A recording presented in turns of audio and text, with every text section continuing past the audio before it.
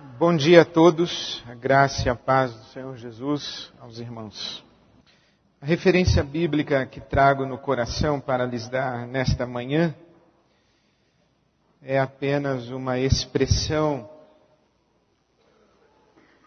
pinçada do livro do profeta Isaías e que resume bem o espírito daquela profecia, especialmente a segunda parte, a partir do capítulo 40 do livro do profeta Isaías, que diz respeito à glória de Deus. E quero sublinhar apenas o capítulo 48, o verso 11.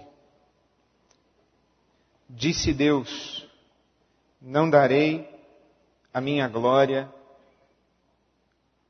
a outro. Não darei a minha glória a nenhum outro.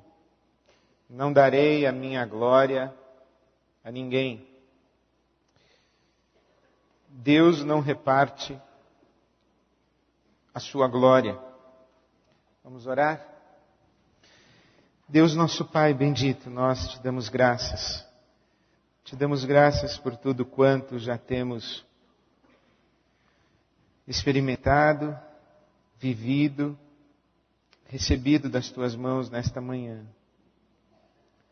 E pedimos-te ainda mais da tua palavra e do sopro do teu Espírito em as nossas consciências e nossos corações. Pedimos-te assim, ó Pai, em nome de Jesus e para a tua glória. Amém. Começo hoje pela manhã uma reflexão sobre os chamados 7 pecados capitais. Faremos isso no mês de julho, férias para alguns e para nós uma boa oportunidade de 7 domingos ou 7 mensagens em 4 domingos a respeito dos 7 pecados capitais. Vale ressaltar, introdutoriamente, e afirmar categoricamente que o conceito e a lista dos 7 pecados capitais não consta da Bíblia Sagrada. Os 7 pecados capitais são um conceito que não está presente. A lista não consta da Bíblia Sagrada. A Bíblia fala das obras da carne em Gálatas capítulo 5. A Bíblia fala do perfil e do caráter do homem afastado de Deus em Colossenses. E fala também em Efésios. Mas a Bíblia não fala de 7 pecados capitais. Esta ideia de 7 pecados capitais, a lista dos 7 pecados capitais, surgiu no 4º século da era cristã, no movimento monástico. Os monges que se afastaram para o deserto do Egito, especialmente, logo em seguida, a conversão, ou a suposta conversão de Constantino, quando o cristianismo se torna a religião oficial do império, a igreja deixa de ser perseguida e passa a ser parceira do poder imperial.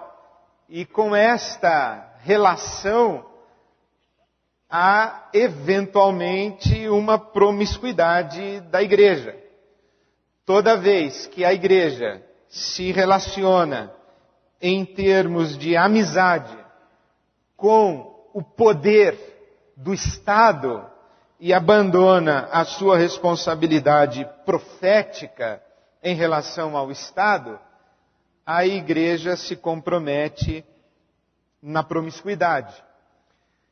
Percebendo esta promiscuidade, alguns homens fugiram do contexto onde havia o conforto em ser cristão, e correram para o deserto, e ali surgiu o chamado movimento monástico. É este monge grego, Evagrius do Ponto, quem no século IV identifica o que considerava as principais paixões humanas, que originalmente eram 8. Um dos seus discípulos, Cassiano, traz essa lista para o Oriente, e é no século VI que o Papa Gregório Magno inclui ou consolida a lista clássica, que vai integrar ou vai ser registrada no catecismo do catolicismo romano. Mais adiante, alguns teólogos fazem uma revisão da lista, tanto do Evagrius, quanto do Cassiano, quanto do Gregório Magno, e finalizam a lista que está estabelecida desde o século XVII e está presente no catolicismo romano, no catecismo do catolicismo romano, como os 7 pecados capitais, a saber, soberba, avareza, luxúria, ira, gula, inveja e preguiça. Mais recentemente, ou mais precisamente em março, 10 de março deste ano, 2008, o Vaticano publicou a nova lista, ou os novos pecados capitais contemporâneos, uma vez que estes 7 pecados capitais originais, a soberba, a avareza, a luxúria, a ira, gula, inveja e preguiça, dizem respeito a uma relação muito individual e pessoal, particular. O Vaticano enxergou, e creio que acertadamente enxergou, que há um conjunto de novos pecados capitais que são mais sociais, e o Vaticano incluiu a manipulação genética, o uso de drogas, a desigualdade social e a poluição ambiental como pecados capitais. Eu fico com os 7 primeiros, que são clássicos. Os pecados são chamados capitais porque são pecados cabeça.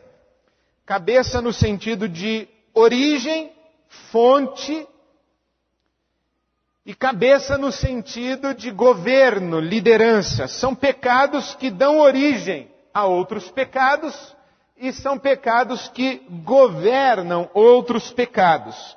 Como, por exemplo, a ira é um pecado capital porque dá origem a um outro pecado. Exemplo, a vingança.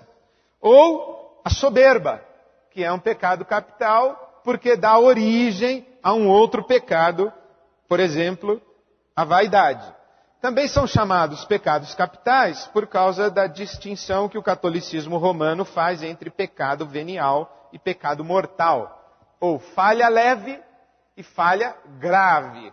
Falha leve é uma falha leve. Falha grave é a falha que induz uma falha leve. Por isso ela é grave. E é grave e mortal porque exclui o pecador da felicidade eterna. Então é um pecado mortal. Bom, o tema pecado, e falar sobre pecados capitais, esse tema pecado é atual e indigesto. Atual porque nós vivemos numa sociedade cheia de pecados.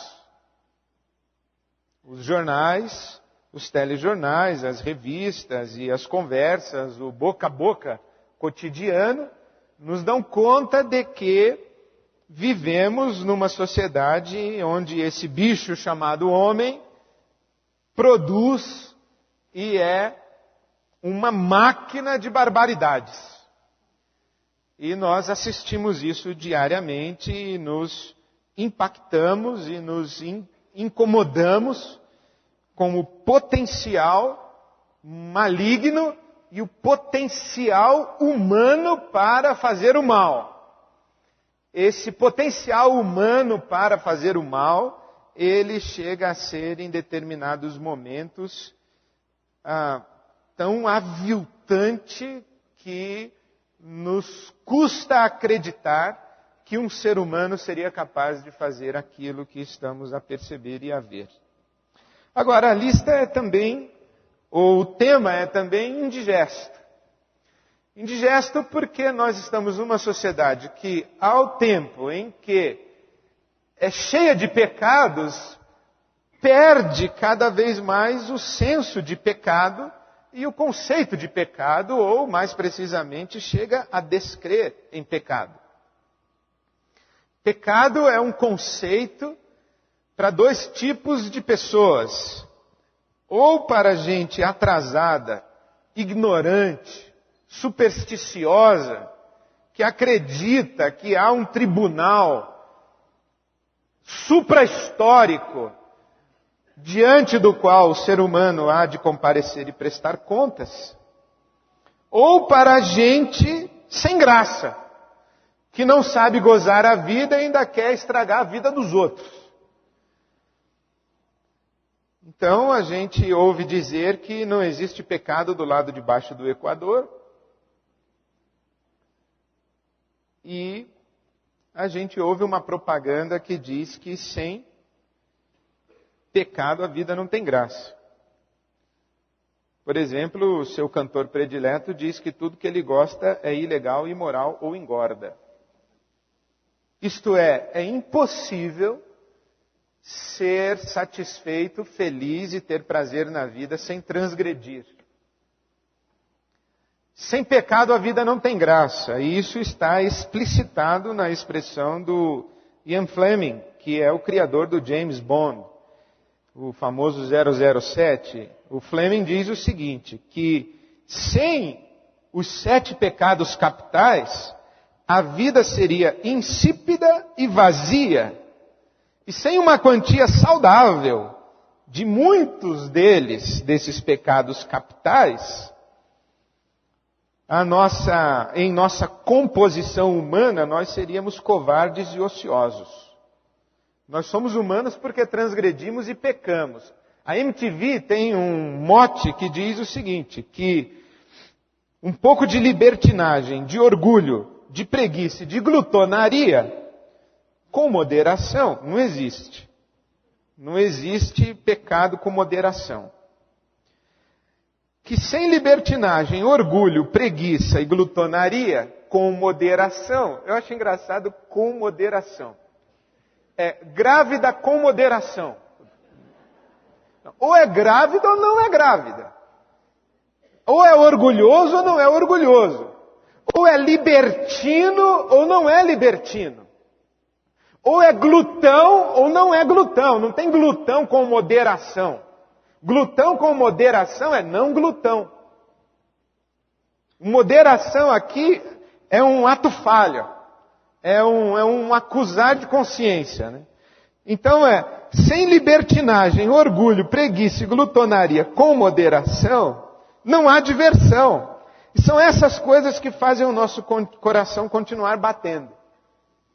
Então não é possível viver bem sem transgredir, sem pecar. Por isso falar em pecado é ir na contramão da nossa cultura, que desconsidera a existência de pecado, ou que considera aquilo que nós, atrasados, ignorantes e supersticiosos, chamamos de pecado, a fonte legítima do prazer. Bom, eu penso que essa lista dos 7 pecados capitais pode servir para nós como um bom gabarito para nós avaliarmos que tipo de gente nós estamos nos tornando, porque é justamente o espírito dos monges do deserto que identificaram os instintos, os apetites, as paixões mais básicas e primais do ser humano, como necessárias de serem vencidas para que este ser humano, vencendo suas paixões, seja distinto das bestas feras. Em outras palavras, quanto mais presentes os pecados capitais estão em nossa experiência humana, menos humanos nós nos parecemos e mais bichos nos tornamos.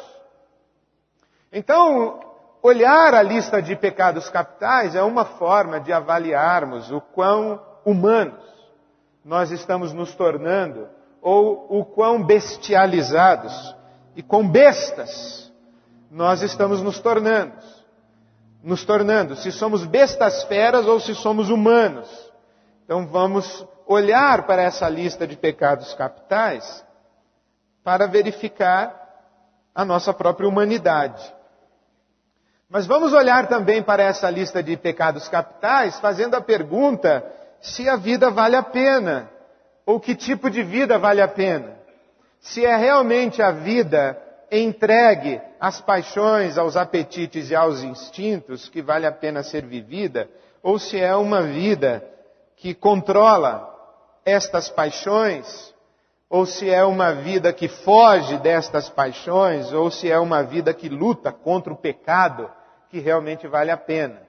Por isso eu convido você, a partir desse domingo pela manhã, a olhar comigo esta bendita lista dos malditos pecados capitais. O primeiro deles é o orgulho, soberba, o orgulho. O orgulho é o primeiro e é tão primeiro que Tomás de Aquino não considerava o orgulho em sua lista de pecados capitais. Quando Tomás de Aquino, lá por volta de 1400, 1500, reavaliou a lista de pecados capitais, o Tomás de Aquino tirou orgulho da sua lista e colocou vaidade. Porque o Tomás de Aquino considerava o orgulho um pecado mega capital. Um pecado fora de série. Como se fosse o pai de todos. O orgulho é o pai de todos. O Aquino colocava vaidade. E usava a expressão vanglória. Vaidade ou vanglória. Como sendo a glória vã.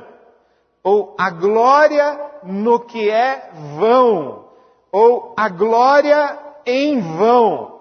Vanglória. O que tem muito a ver com orgulho. E o Tomás de Aquino dizia que a glória vã era a glória em vão. E aquilo que é vão, vazio, para Tomás de Aquino, tinha 3 significados. Primeiro, é vão aquilo que não tem substância, aquilo que é falso, aquilo que é mentiroso. É vão. Segundo, aquilo que não tem consistência, não tem solidez, é efêmero, é vão. E terceiro, aquilo que não é capaz de realizar o fim devido, um esforço em vão, um remédio em vão, não foi capaz de realizar o que pretendia, é vão. E então assim é que nós podemos ser vítimas da vanglória.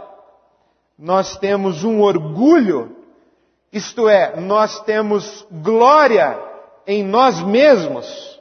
Eu me glorio em mim mesmo, mas eu não tenho substância em mim mesmo. Eu não tenho conteúdo em mim mesmo. O que eu tenho não é meu. Por isso é que o apóstolo Paulo, em 1 Coríntios 4, 7, diz o seguinte: por que te glorias?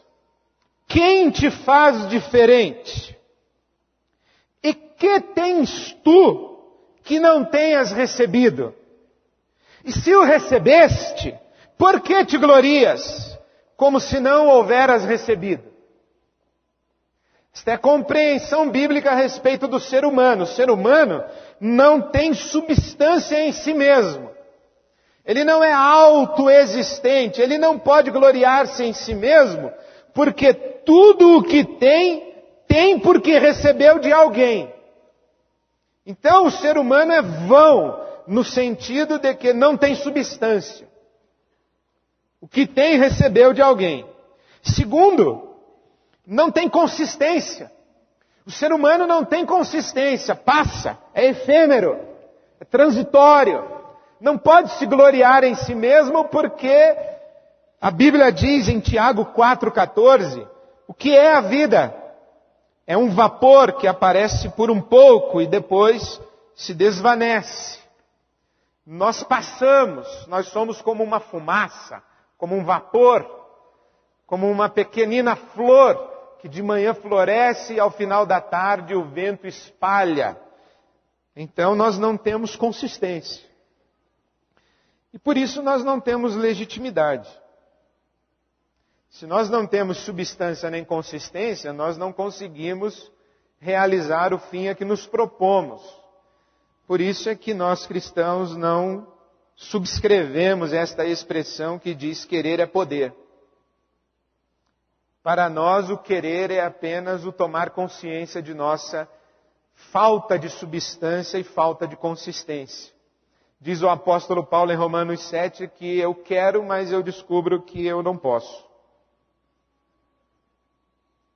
Eu não consigo realizar o fim a que me proponho. Eu quero fazer o bem e não quero fazer o mal, mas o bem que eu quero eu não faço, o mal que eu não quero esse eu faço. Então como que eu posso me gloriar em mim mesmo e me julgar alguma coisa, me julgar alguém, se eu não tenho substância, se eu não tenho consistência e se eu não consigo dar finalidade à minha existência? C.S. Lewis diz que o orgulho é o supremo mal. É o pecado capital, que ele chama de pecado principal. E esta expressão do C.S. Lewis eu gosto demais. Ele diz que o orgulho é o mais completo estado de alma ante Deus. Repito, o orgulho é o mais completo estado de alma ante Deus.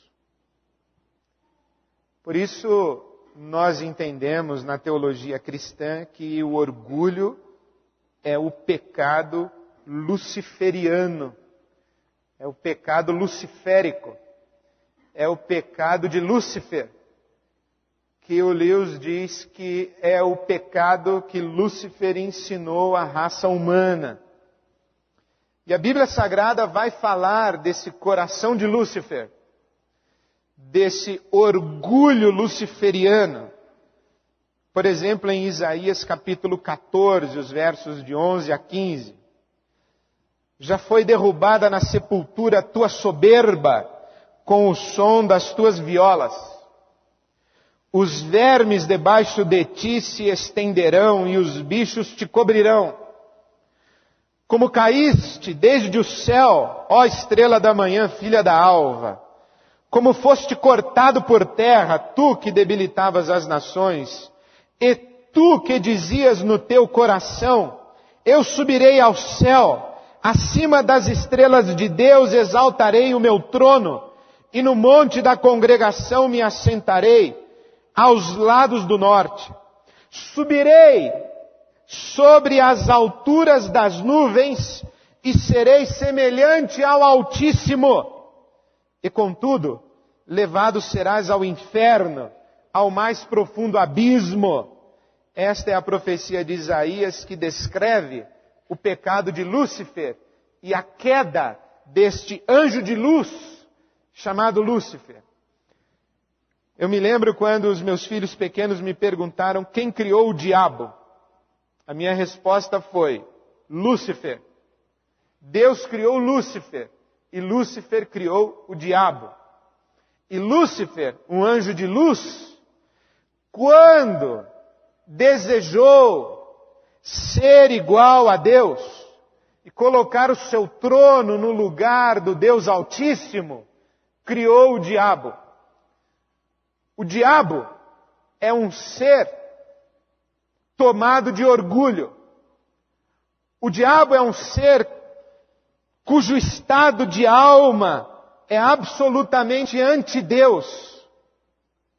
O diabo é um ser que se tornou um ego absoluto, que disse para si mesmo: eu tenho substância, eu existo em mim mesmo, eu tenho consistência, eu existo para sempre, e eu tenho poder em mim mesmo de fazer valer aquilo que me proponho.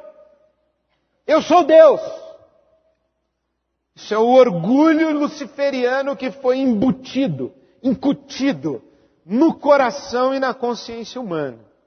Ezequiel capítulo 28 é uma profecia contra o rei de Tiro, e como tenho lhes dito, toda personagem bíblica é arquetípica, e este rei de Tiro é um arquétipo do demônio, do diabo, do Lúcifer, da serpente.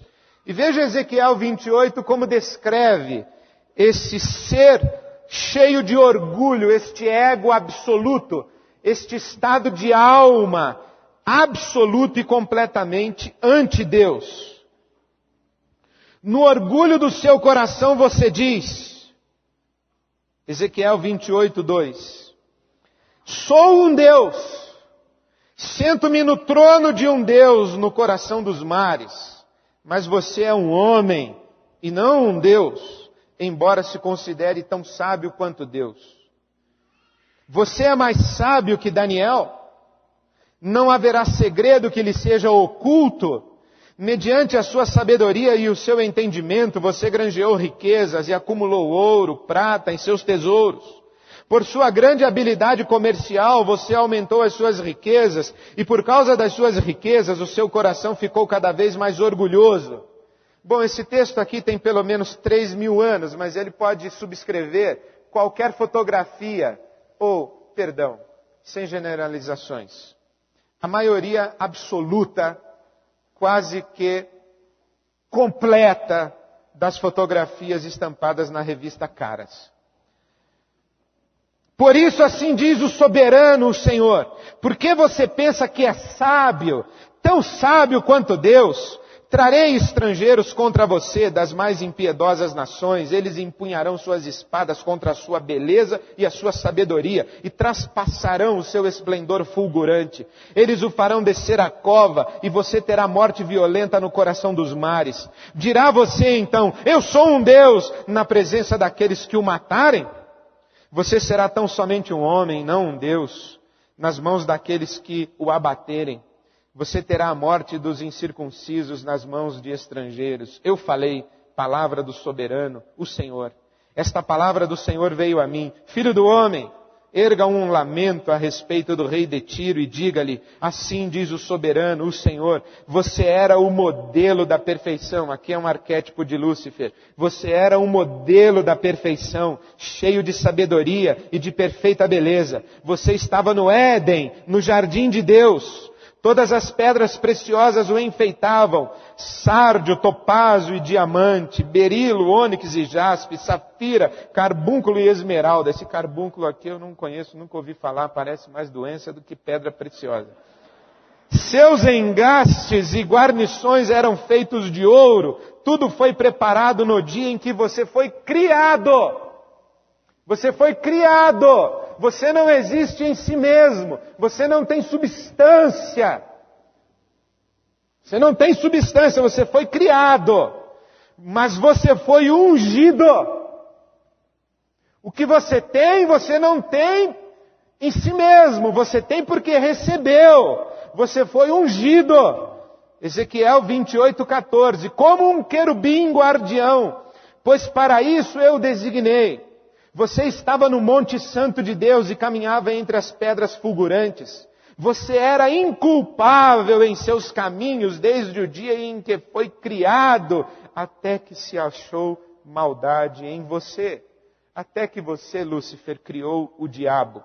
Por meio do seu amplo comércio, você encheu-se de violência e pecou. Por isso eu o lancei humilhado para longe do monte de Deus e o expulsei, ó querubim guardião, do meio das pedras fulgurantes. Seu coração tornou-se orgulhoso por causa da sua beleza e você corrompeu a sua sabedoria por causa do seu esplendor. Por isso eu o atirei à terra, fiz de você um espetáculo para os reis. Por meio dos seus muitos pecados e do seu comércio desonesto, você profanou os seus santuários. Você tocou no que era santo, você mexeu no que era sagrado e não deveria ter mexido. Você profanou os seus santuários, por isso fiz sair de você um fogo que o consumiu e reduzi você a cinzas no chão à vista de todos os que estavam observando. Todas as nações que o conheciam espantaram-se ao vê-lo. Chegou o seu terrível fim. Você não mais existirá. Você não tem substância. Você não tem consistência. Em outras palavras, você não banca a si mesmo e a sua própria existência e a sua própria vida. Eu lhe criei, eu lhe dei vida, eu lhe dei beleza, eu lhe dei sabedoria, e quando você tomou posse de tudo isso como se fosse seu e voltou-se contra mim, eu lhe tirei tudo e acabei com você e você não mais existirá. Essa expressão da Bíblia Sagrada a respeito de Lúcifer. Mas veja que interessante. Por isso eu o atirei à terra. Eu atirei à terra. E o que fez Lúcifer na terra? Encheu o coração humano de seu mesmo pecado luciférico, o orgulho. Porque esta é a palavra de Gênesis capítulo 3, os versos 4 e 5. Então a serpente disse à mulher: certamente não morrereis. Como assim não morrereis? Seria uma forma de dizer: tens vida em ti mesma? Tens substância e consistência? Tu serás para sempre. Para sempre, meus queridos, é só Deus. Só Deus. E quando Lúcifer, ou quando a serpente, o diabo, diz à mulher: não morrereis, porque Deus sabe que no dia em que comerdes do fruto da árvore do conhecimento do bem e do mal, se abrirão os vossos olhos e sereis como Deus. Ora, não era o que pretendia Lúcifer, colocar o seu trono à altura do trono de Deus e assentar-se no trono de Deus e dizer para si mesmo: eu sou Deus, eu sou um Deus. O que é o orgulho? O orgulho é o mais completo estado de alma ante Deus. O orgulho é aquilo de que é vítima um ser que se considera um ego absoluto. O orgulho é próprio daquele que diz: eu sou o máximo, eu sou tudo, eu mereço tudo. Talvez você diga assim: esse aí é só o Lúcifer. Eu não sou orgulhoso, porque eu não me considero o máximo e não me considero tudo. Ok. Você se considera melhor?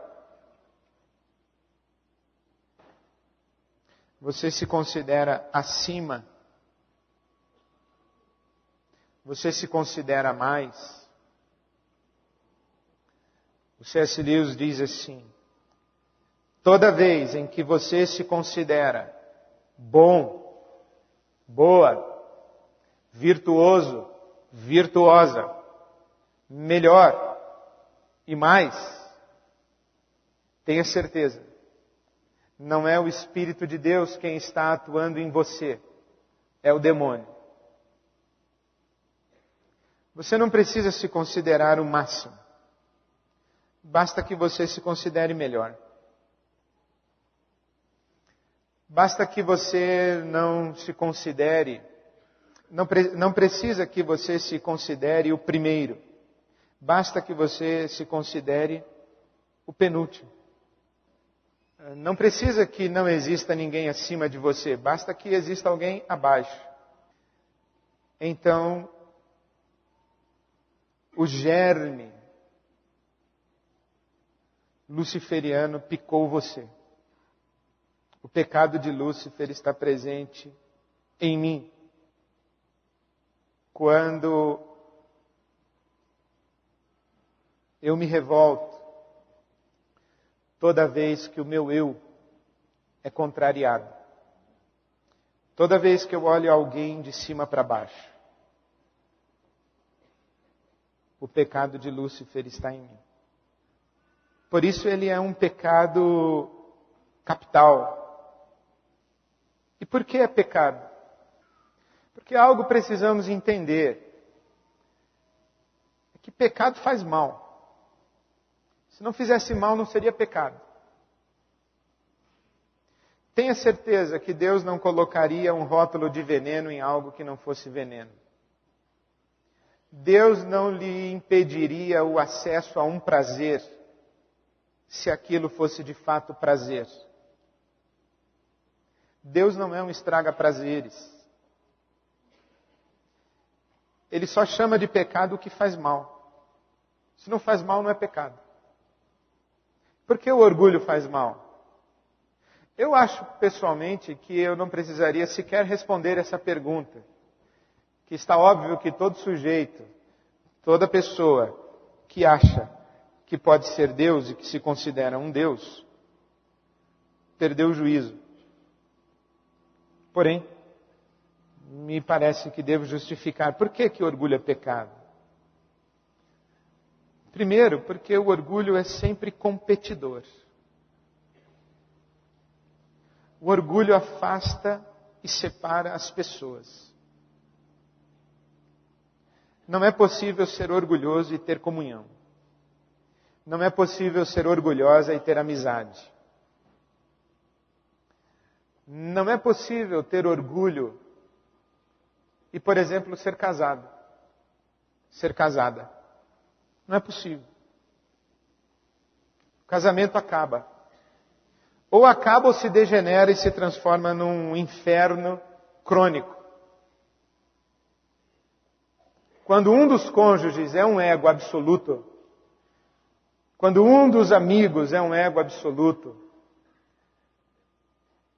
quando um dos pares na roda de comunhão é um ego absoluto, cujo eu deve ser agradado e jamais contrariado, a roda de comunhão se desfaz, a amizade não se sustenta e o casamento se degenera. Porque o orgulho é sempre competidor. Porque o que é o orgulho? O orgulho é o desejo de estar sempre acima do outro. E nesse sentido, o orgulho é um pecado solitário. Porque eu tenho que estar acima do outro. O outro não pode estar no mesmo degrau que eu. No primeiro degrau, eu só posso estar sozinho. Não pode ter empate. Porque o orgulho é, eu sou melhor que você. Eu não sou igual a você e você não é igual a mim. Eu sou melhor que você. Então, o orgulhoso é sempre um solitário. Porque o orgulho está sempre competindo, querendo estar sobre. O Lewis diz o seguinte, que você pode, para todos os outros pecados, arrumar companhia. Menos para o orgulho. Você pode arrumar alguém para encher a cara junto com você. E vai ser uma festa. Pode arrumar várias pessoas. Para beber para esquecer ou para beber para comemorar. Você pode arrumar parceiros para roubar. Você pode arrumar parceiros para usurpar direitos. Você pode arrumar parceiros para qualquer outro pecado, menos para o pecado de orgulho. Porque você não vai chamar alguém para, vamos brincar de ser melhor que o outro. Isso não é comunhão. Hoje eu estava lendo seleções e tem lá o Rir é o melhor remédio, que de fato não é o melhor, mas é um dos melhores. Lá conta a história que a professora perguntou para o Joãozinho: Joãozinho, o que é uma pessoa egoísta? E o Joãozinho respondeu: é aquela que nunca pensa em mim. O que é um marido egoísta? É aquele que nunca pensa em mim. O que é uma esposa egoísta? É aquela que nunca pensa em mim. O que é um amigo egoísta? É o que nunca pensa em mim. O orgulhoso é autorreferente sempre. O orgulhoso é um solitário. O orgulhoso não sabe o que é comunhão. Só sabe o que é competição. Porque o orgulhoso vive para ser agradado, ser satisfeito. Não pode ser contrariado, porque o ego dele é absoluto. Mais do que isso, ele sabe mais do que nós. Ele pode mais do que nós. Não há nada para ensinar para ele, porque ele é melhor do que nós. Como você ousa criticar um orgulhoso? Quem é você para criticar um orgulhoso? Quem é você para apontar uma falha num orgulhoso? Por exemplo, você fica muito contrariado quando recebe uma crítica? Cuidado, hein? Lúcifer está rondando. Você fica muito contrariada quando recebe uma crítica? Cuidado, Lúcifer está rondando. Então o orgulhoso está sempre solitário, porque o orgulho é sempre competidor. O orgulho, portanto, nos afasta. Nos afasta uns dos outros e nos afasta principalmente de Deus. O Lewis diz o seguinte, que quem vive olhando para baixo não consegue enxergar o que está acima. Então o orgulhoso não enxerga Deus. O orgulhoso não percebe Deus, até porque ele acha que não precisa de Deus. Eu diria que para nós, cristãos, nós vivemos um paradoxo. Nós conseguimos ser cristãos orgulhosos. É um contrassenso. Porque se somos cristãos, nós estamos sob Deus. Mas somos orgulhosos. Então nós somos pessoas que, paradoxalmente, no nosso orgulho, nós conseguimos enxergar o que está acima, muito embora estejamos olhando sempre para baixo. Sabe por quê? Porque de vez em quando nós olhamos para cima para reclamar com o de cima que ele não satisfez o nosso ego absoluto. Nós olhamos para cima com orgulho quando murmuramos. Nós olhamos com orgulho para cima quando somos ingratos. Nós olhamos com orgulho para cima quando reivindicamos nossos direitos em relação a Deus. Quando exigimos de Deus que nos satisfaça as vontades. E o orgulho nos faz mal, porque o orgulho nos mantém sempre descontentes e frustrados. Por quê? Porque não é possível alguém que não seja contrariado. Ou pelo outro, ou pela vida, ou por Deus. Ou pior, pelo diabo. Porque o diabo é o orgulhoso por excelência. E aqueles que acreditam que estão sendo servidos pelo diabo, na verdade, estão servindo ao diabo sem saber que o fazem. Porque o diabo jamais serviria a alguém. Se o diabo se recusou a servir o Deus Altíssimo, por que serviria você? Por isso, essa religiosidade de nossa cultura brasileira é diabólica. Esta religiosidade que busca nas forças espirituais a satisfação de suas vontades, a realização de seus desejos, é uma espiritualidade de escravidão. É uma espiritualidade de destruição. Porque não é possível vivermos sem experimentarmos a contrariedade dos nossos desejos e das nossas vontades.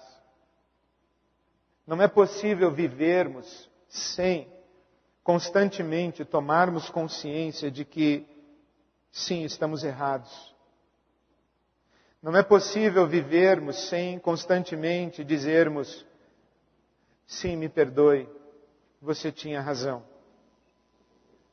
Não é possível vivermos sem convivermos com desejos não satisfeitos, vontades não realizadas e sonhos desmoronados. Egos absolutos que não sabem conviver com a contrariedade viverão sempre descontentes e frustrados. E eu não duvido que haja muito marido frustrado, muita esposa frustrada, muito pai frustrado, muito filho frustrado. Meu filho não é tudo o que eu gostaria que fosse, mas quem disse que ele deveria ser tudo o que você gostaria que ele fosse? Minha filha não é tudo o que eu gostaria que fosse. E a vida não é tudo o que eu gostaria que fosse. E quem disse que a vida deveria ser tudo o que você gostaria que fosse? Meu marido não me satisfaz plenamente, mas quem disse que um ser humano é capaz de satisfazer plenamente outro ser humano?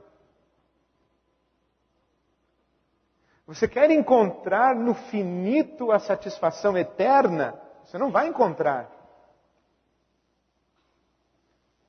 Minha mulher não me satisfaz plenamente. Sim, qual é a novidade? Conviva com faltas.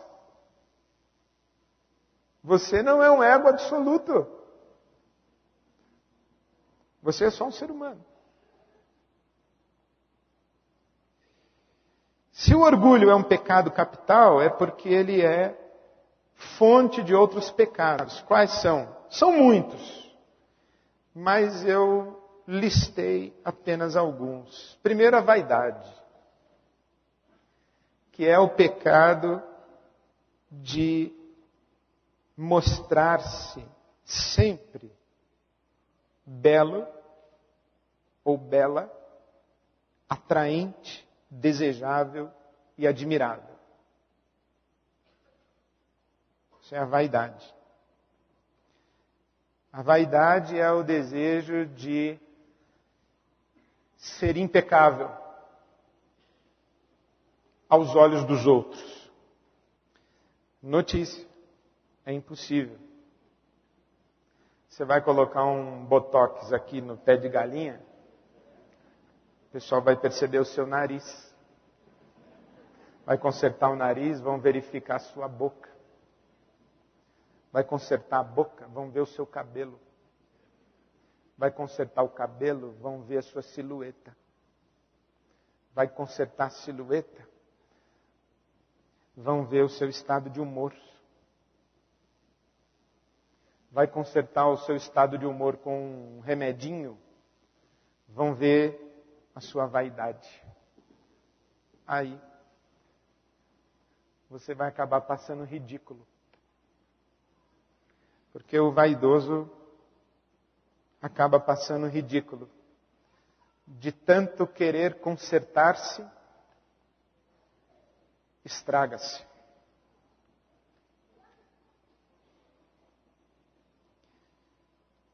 A vaidade nos conduz à hipocrisia.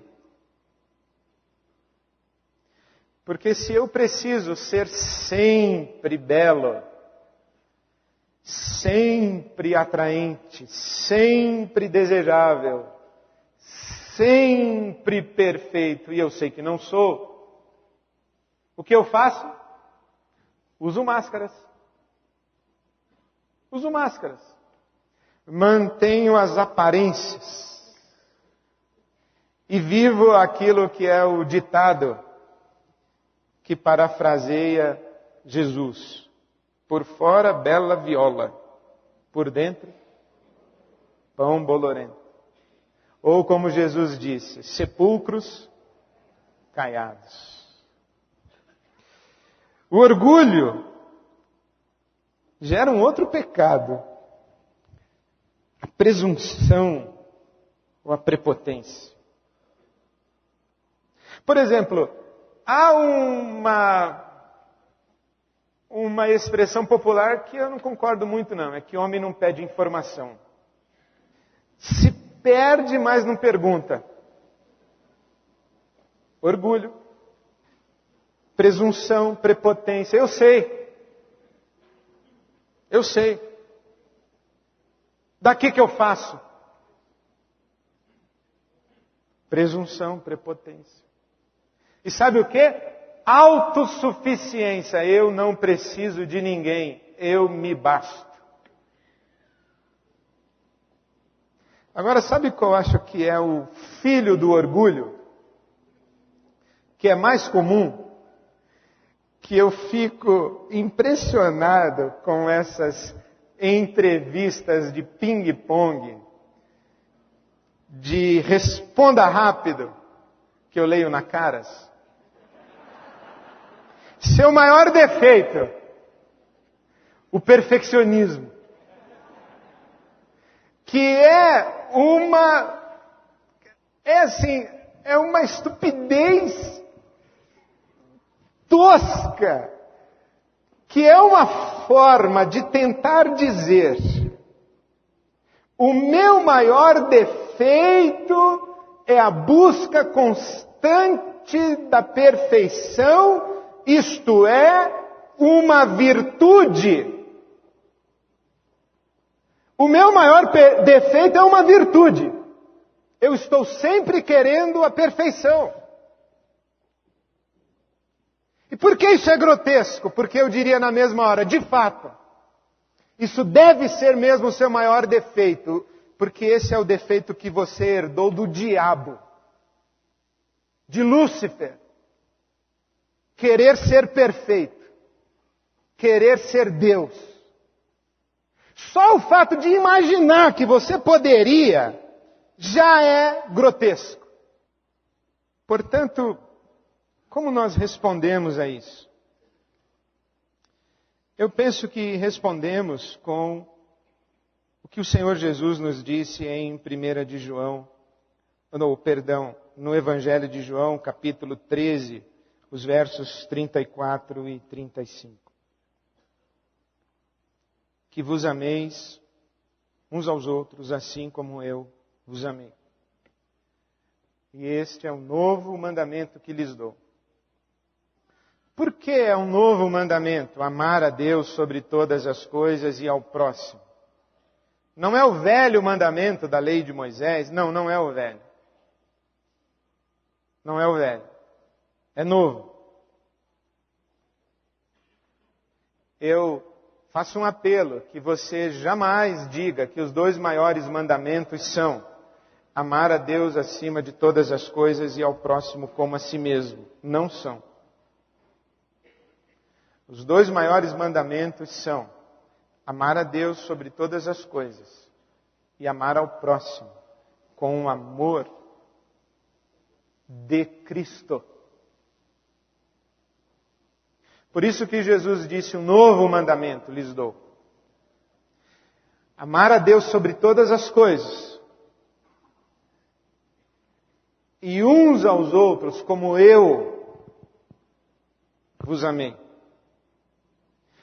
O padrão do amor ao próximo na lei de Moisés era o eu.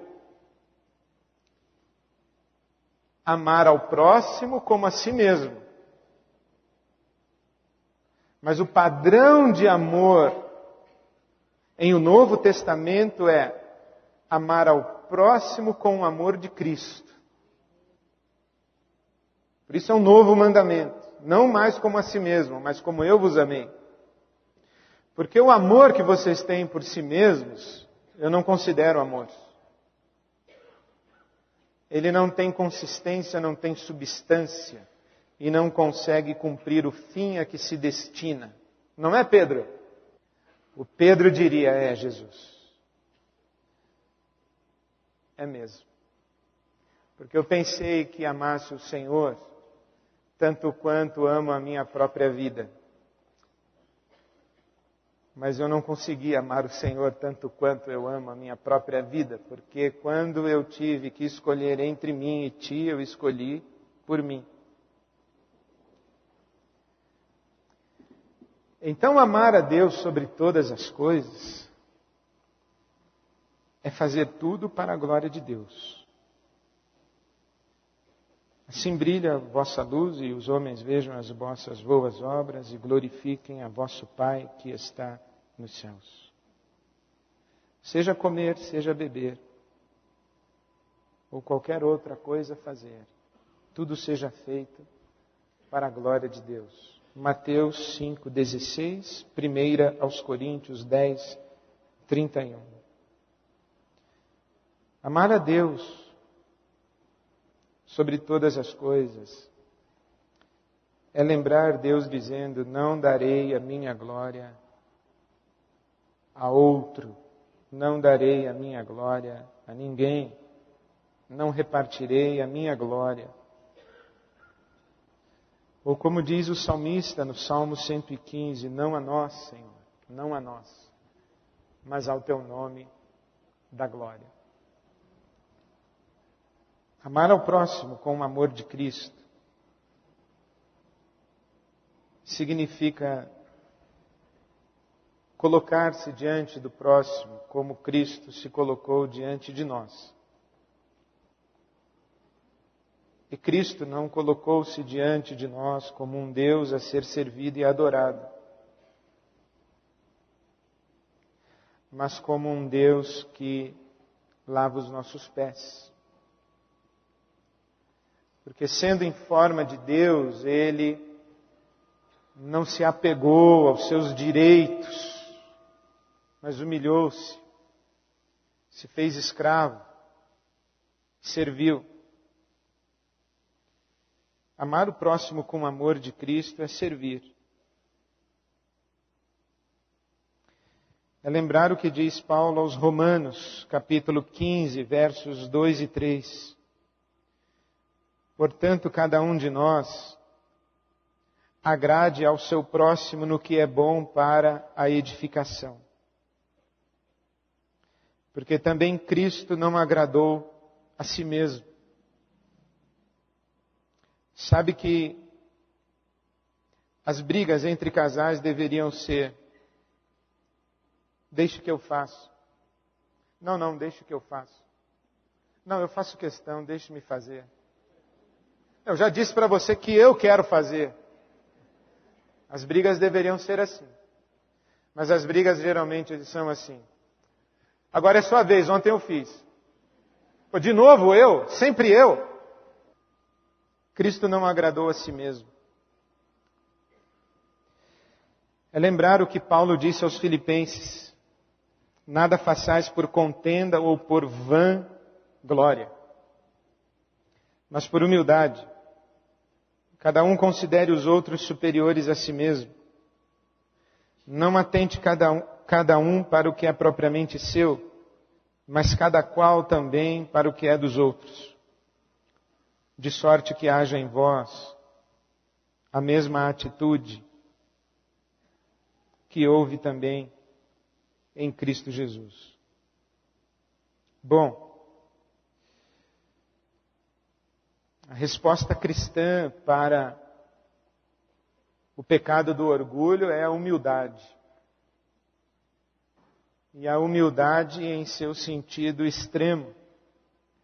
Colocarmos-nos abaixo de Deus e colocarmos-nos abaixo do nosso próximo. Esse é o caminho da legítima humanidade. E eu termino lendo Filipenses capítulo 2, para que você entenda o que estou dizendo. 2, 5. Seja a atitude de vocês a mesma de Cristo Jesus, que, embora sendo Deus, não considerou ser igual a Deus como algo a que devia apegar-se, mas esvaziou-se a si mesmo, vindo a ser servo, tornando-se semelhante aos homens.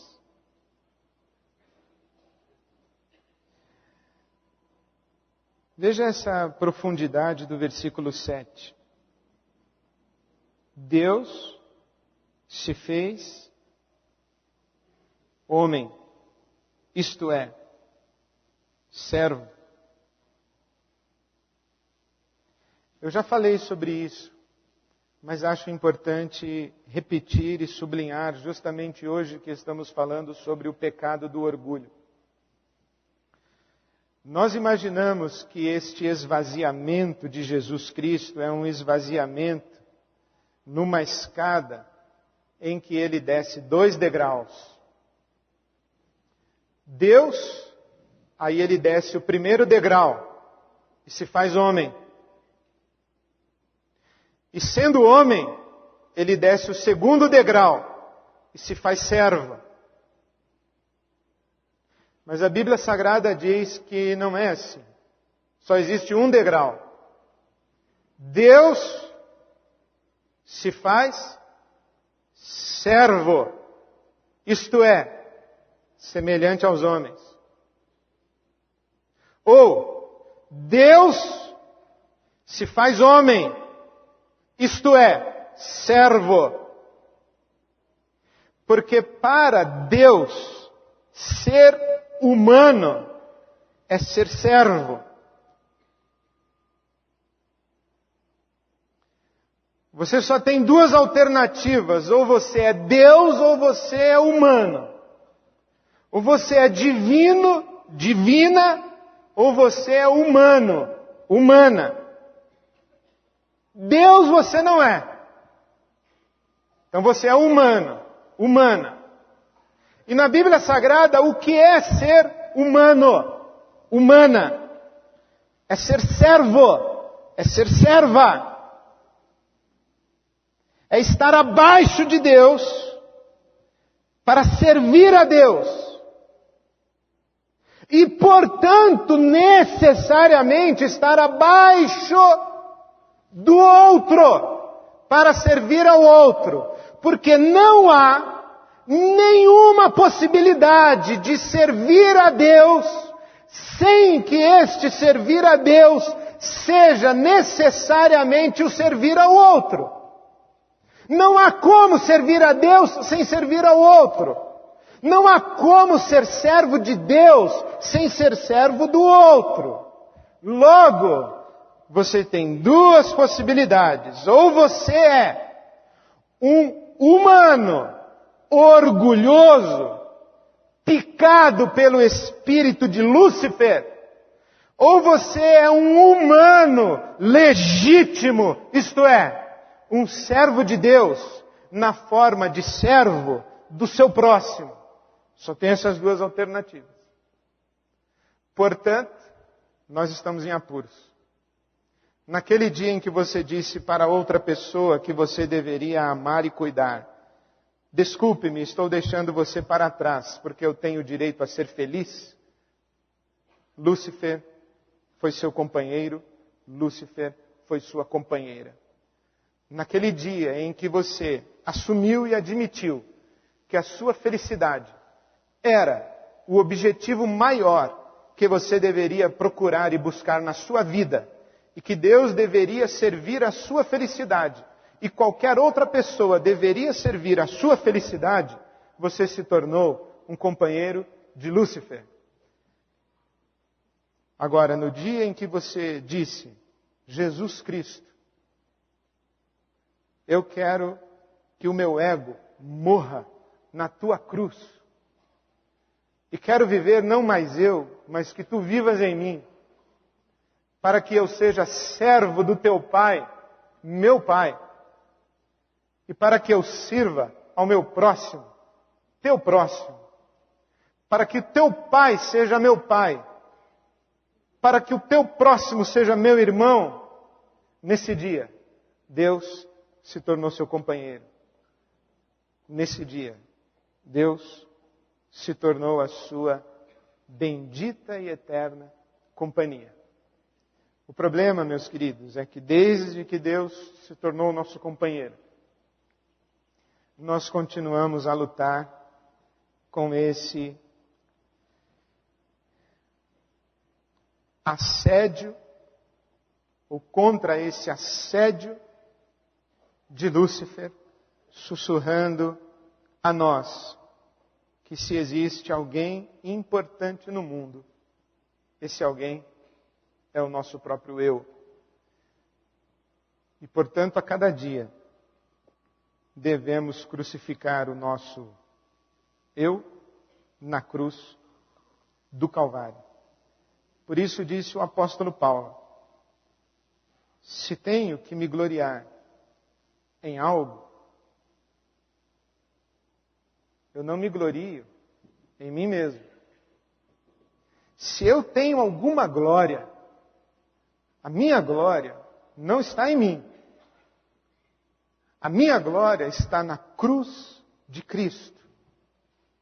Porque na cruz de Cristo, eu morri para o mundo. E o mundo morreu para mim. Se tenho que me gloriar em alguma coisa, a minha glória está na cruz de Cristo. Porque lá, o meu eu foi crucificado com Cristo. E desde então, vivo, não mais eu, mas Cristo vive em mim. Que seja essa a nossa oração cotidiana. Ó Deus, crucifica-me novamente com teu Filho Jesus e dá-me a experimentar a plenitude da vida da ressurreição. Amém. Nós vamos celebrar a ceia em memória de Jesus Cristo, nosso Senhor. E são convidados a esta mesa todos aqueles que um dia disseram, estou crucificado com Cristo. Vivo não mais eu, mas Cristo vive em mim. Todos aqueles que um dia disseram, ó Deus, crucifica-me na cruz de teu Filho Jesus e dá-me experimentar a plenitude da vida da ressurreição. Todos aqueles que cotidianamente oram, ó Deus, mantém-me preso nesta cruz bendita, porque nesta cruz está a minha glória. E que já testemunharam a sua fé através do batismo numa comunidade cristã.